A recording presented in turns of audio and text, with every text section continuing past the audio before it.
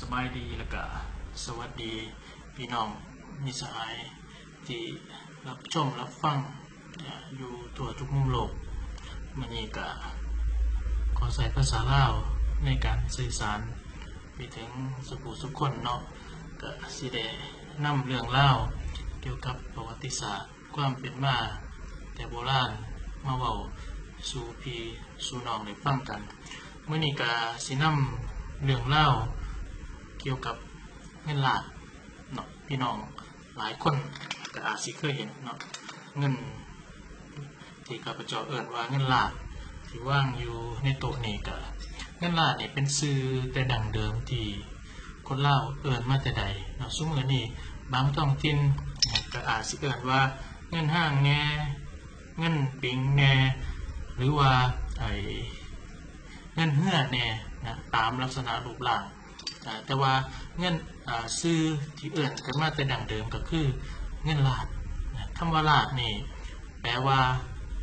ท้องถิ่นหรือผลิตใส่กันเองนะคำว่าลาดยังมีใส่ในภาษาลาวเช่นไก่ลาดเป็ดลาดก็หมายถึงไก่หรือเป็ดที่ปล่อยเลี้ยงตามธรรมชาติผู้ใดเลี้ยงในฟาร์มเนาะดังนั้นแล้วเงินลาดจึงเป็นเงินที่ผลิตขึ้นตามแต่ละท้องถิ่นเฮ็ดให้เงินลาดนี่มีรูปร่างลักษณะและก็ขนาดที่แตกต่างกันไปและตามแต่ละท้องถิ่นสิผลิตขึ้นใส่นะเบิ่งอันนี้ก็ใหญ่อันนี้ก็น้อยนะอันนี้ไก่เลือดแค่นุ่งอันนี้ใหญ่แน่แล้วก็มีหลุมเนาะแล้วก็การผลิตเงินลาดเนี่ยส่วนผสมหลักสิเป็นทองแดงแล้วก็มีส่วนผสมโลหะอื่นเจือปนอีกเล็กน้อยเช่นดีบุกหรือว่าสังกะสีนะโลหะที่ใส่สังกะสีหลายนะจะออกจะเป็นทองเหลืองเนาะสีออกเหลืองแนวนี้ก็ถ้าใส่สังกะสีน้อยก็จะออกเป็นสีแดงของสีทองแดงเอกสารที่บันทึกเรื่องเล่าเกี่ยวกับเงินลาดไว้เป็นเอกสารที่มีความสำคัญทางด้านประวัติศาสตร์ค่อนข้างหลายเอกสารบันทึกการเดินทางในเล่าของเอเจนต์เอมอนิเย่นักเดินทางชาวฝรั่งเศสที่ได้เดินทางเข้ามาในดินแดนลาวคำว่าดินแดนลาวหมายถึงดินแดนที่คนลาวอยู่ก็คืออาณาจักรลานซังแต่เดิมคือ2ฝากฝั่งแม่น้ำคองก็คือทั้งฝั่งสปป.ลาวแล้วก็ฝั่งภาคอีสานในปัจจุบันเอเจนต์เอมอนิเย่เดินทางเข้ามาในลาวในปี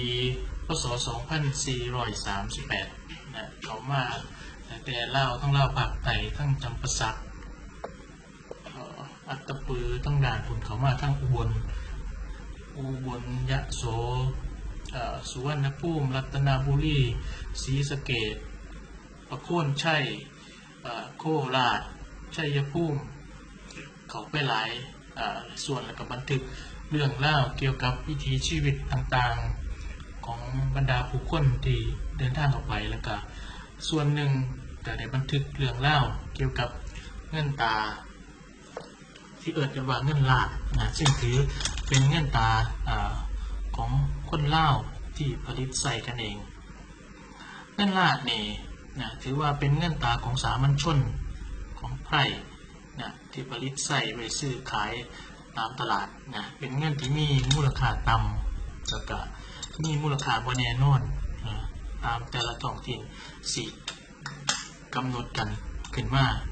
เนาะที่นี่ก่อนสิเว้าเรื่องเล่าเกี่ยวกับพวกนี้ขอเล่าเรื่องเล่าเกี่ยวกับว่าเอเจนต์เอมอนิเย่นี่เดินทางเข้ามาในดินแดนลาวปี 2438 หลังจากเกิดเหตุการณ์ล่อสอ112ใน2 ปีเหตุการณ์ล่อสอ112ก็คือเหตุการณ์กรณีพิพาทระหว่างสยามกับฝรั่งเศส รศ112ก็คือปีพศ2436นะฝรั่งเศสได้บีบบังคับให้สยามยกดินแดน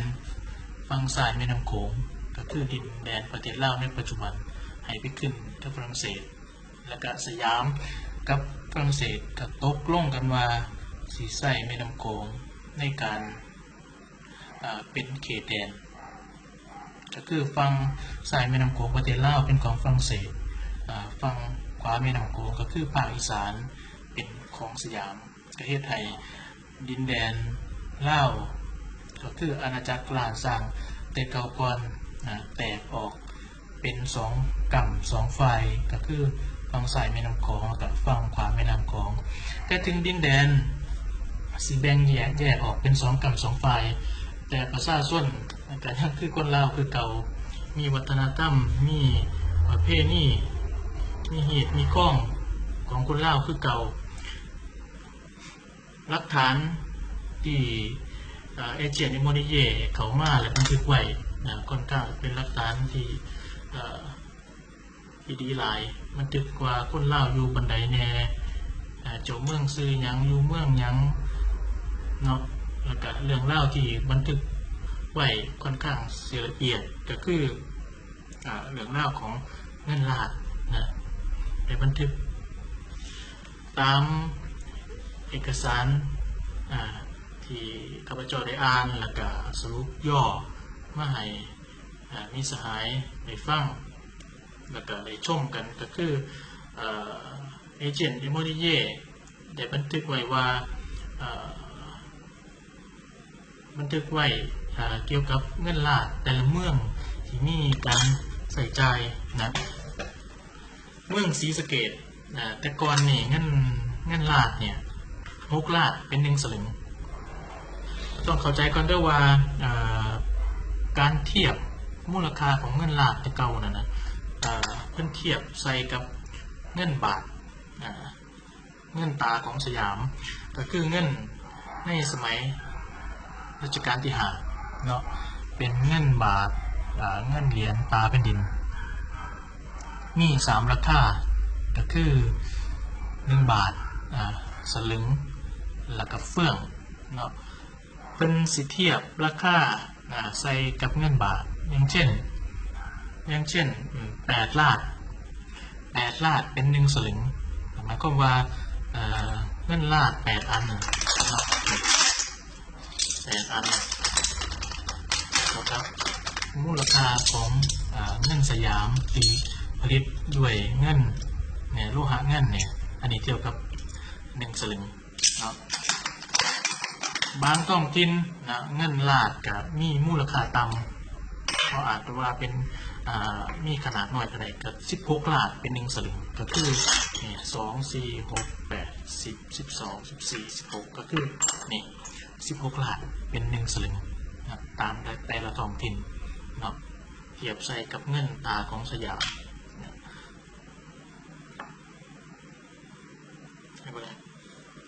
ที่นี่ตามบันทึกเพิ่นเล่าว่าเมืองศรีสะเกษเนาะ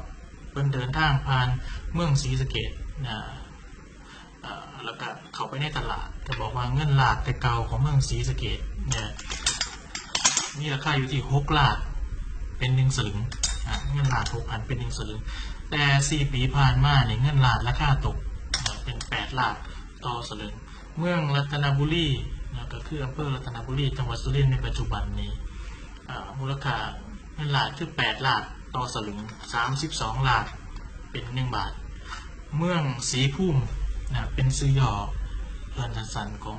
เมืองสุวรรณภูมิในบันทึกนี้เป็นบันทึกไว้ว่าคนสุวรรณภูมิส่วนหลายย้ายมาจากทางตอนเหนือของหนองคายก็คงสิเป็นเวียงจันทน์เงินลาดอยู่นี่มีมูลค่า8 ลาดเป็น1 สลึง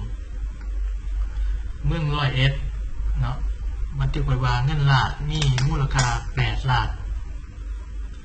ต่อ1 สลึงนะแล้วบันทึกไว้เกี่ยวกับการฝังกระดูกของผู้ตายว่าเมื่อเผาศพผู้ตายแล้วก็ได้จัดเอากระดูกใส่ไหพร้อมด้วยสิ่งของที่เป็นถ้วยน้ำชา เงิน1 บาทนะคงจะเป็นเงินบาทของสยามเนาะ1 บาทแล้วก็เงินลาดที่เป็นทองแดงนี่1 ลาดและเสื้อผ้าผู้ชายเครื่องใช้ที่จำเป็นในการกินหมากนะก็คงจะเป็นพวกเต่าปูนพวกมิดสนานะแล้วก็เอาใส่ไว้ในไหพร้อมกับกระดูกแล้วก็เอาไปฝังเพื่อให้ผู้ตายได้ใส่ครับเมืองสุรินทร์เนาะเพิ่นบันทึกไว้ว่าสมุดเล่มหนึ่งมีมูลค่า10 ล้าน10 อันกับสมุด1 เล่มแล้วก็เพิ่นบันทึกไว้ว่าเจ้าเมืองสุรินทร์คือพญาสุรินทร์ภักดีได้ทำบุญโปรยทานให้แก่คน150 คนโปรยเงินล้าน30 ล้านโอ้ยบ่แม่นโปรยเงินล้าน3,000 ล้านเนาะเงินล้านอีก3,000 ล้านโปรยขึ้นเพื่อแจกท่านตกเสียงว่าผู้ใดก็คือสิบ่แตกก็สิกัดเติบแล้วเนาะเงินล้าน3,000 ล้านเนาะเป็นเงินโปรยท่านก็บางคนก็อาจสิเก็บได้10 ล้าน20 ล้านก็ว่าไปเนาะอันนี้คือดูที่เมืองสุรินทร์เมืองจำปาสักเงินล้าน40 ล้านเป็น1 บาทก็คือ10 ล้านเป็น1 สลึงเนาะกับเงินบาทสยามก็คือเงินล้าน10 อันเท่ากับเงิน1 สลึงนะเมืองพิมูลก็คืออำเภอพิมูลพิบูลมังสาหารของจังหวัดอุบลสมบูรณ์นี่ก็เงินล้าน10 ล้านเท่ากับ1 สลึงเมืองอุบลนี่เงินล้าน14 ล้านเท่ากับ1 สลึงเมืองเขมราชเนาะเงินล้านเมืองเขมราชเงินล้าน8 ล้านเป็น1 สลึงไก่โตละ5 ล้านไก่นี่โตละ5 ล้านแต่ถึงเงินล้านนี่เป็ดโตละ8 ล้าน